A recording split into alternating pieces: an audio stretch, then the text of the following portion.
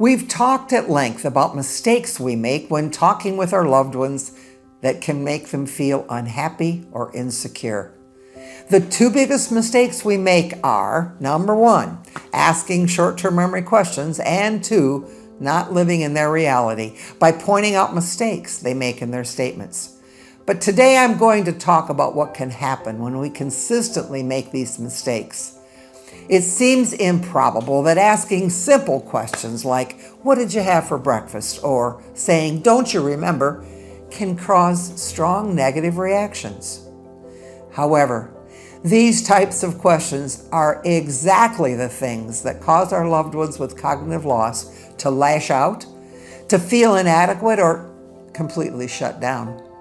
The danger here is that when we can't keep a good line of communication open, they're susceptible to someone else filling in the role of concerned friend. I've often suggested that if we really want to learn how to talk successfully with people with short-term memory loss, look for a friendly stranger.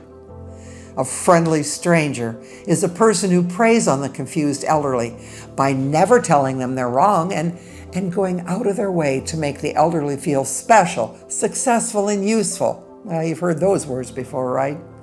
The friendly stranger may strike up a conversation at the grocery store or through a message sent on Facebook, and then build on that initial conversation by sending texts, email, or calling the person frequently until the stranger achieves their objective, which is usually to scam the confused person. Beware of the friendly stranger. They first express thanks to the challenged person for taking time to talk with them. Flattery is always a nice first step. The stranger acts apologetically for bothering the senior and asks if the senior has time to talk with them or help them. The friendly stranger is persistent. They make repeated phone calls or send several messages to build a sense of trust with the senior. The friendly stranger takes time to learn about the senior by asking questions about what they like to do, watch, eat, read, and then expressing how they also have those same likes and interests. They're building rapport, affirming interest, and paying attention to the senior.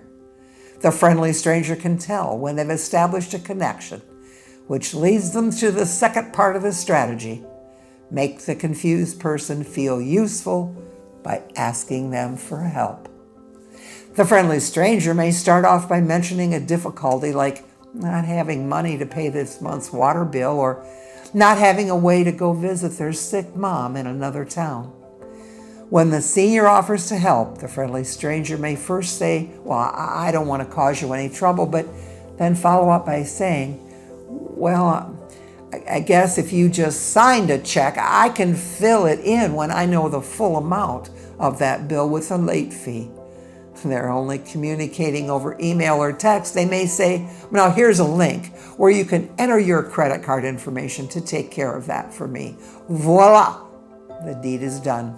Your loved one probably knows they won't tell you because they're upset with you, even if they can't remember why.